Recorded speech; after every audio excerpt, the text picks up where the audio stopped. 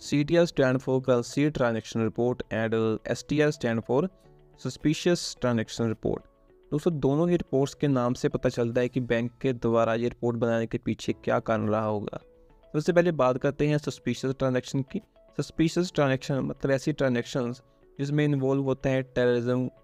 उसके बाद illegal activities, उसके बाद मनी लॉन्ड्रिंग की एक्टिविटीज़। बैंक के पास कोई ऐसा कस्टमर है जो किसी को इलीगल फंड ट्रांसफ़र करता है किसी इलीगल वर्क के लिए, या फिर किसी को इलीगल फंड्स मिलते हैं किसी इलीगल एक्टिविटीज़ को परफॉर्म करने के लिए, तो ऐसी कोई भी ट्रांजैक्शन जो बैंक के मेजरमेंट में आती है तो बैंक ने उसकी रिपोर्टिंग करनी होती है रेगुलेटरी अथॉरिटीज़ को या फिर रेलेवेंट अथॉरिटीज़ को। तो बैंक को कैसे पता चलता है कि ये वाली एक्टिविटीज़ को रिपोर्ट करना है? तो जो लिमिट है कि कोई व्यक्ति है, वो कस्टमर है, वो विड्रॉ करता है या फिर कोई अमाउंट डिपॉजिट करता है बैंक में या फिर किसी पैसे को एक्सचेंज करता है, तो उसकी लिमिट ना डिसाइड करी जाती है रेलेवेंट अथॉरिटीज़ के द्वारा या फिर आपके यूरिसडिक्शन के द्वारा, कि अगर इतने लिमिट्स के ऊपर की कोई विड्रॉ है, डिपॉजिट है, मनी एक्सचेंज है या कोई और एक्टिविटीज़ हैं जो उनके द्वारा डिसाइड करी जाती हैं,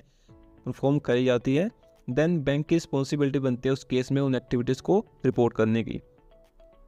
बैंक क्या क्या रिपोर्ट कर सकता है इस केस में? बैंक ने एक तो कस्टमर का नाम देना है, कस्टमर का प्रॉपर एड्रेस, जो बैंक के पास जितनी भी केवाईसी की डिटेल है उस कस्टमर की, जैसे एड्रेस हो गया, उसका पैन कार्ड, उसका जीएसटी नंबर, उसका टैन नंबर, वो सारी डिटेल बैंक के द्वारा भेजी जानी है। तो कुछ बैंक्स में ऐसा होता है कि अगर किसी का नाम CTR या STR रिपोर्ट में भेजा जाए तो उसकी नोटिफिकेशन बैंक के द्वारा उस कस्टमर को दी जाती है। लेकिन कुछ बैंक्स में ऐसा हो सकता है कि बैंक ये नोटिफिकेशन ना दे अपने कस्टमर को, ये कस्टमर को पता ही नहीं चलता है कि उसका नाम CTR की रिपोर्ट्स में डाला गया है। बैंक अपने कस्टमर की एक्टिविटीज़ को ऑब्जर्व करना शुरू कर देता है कि उसकी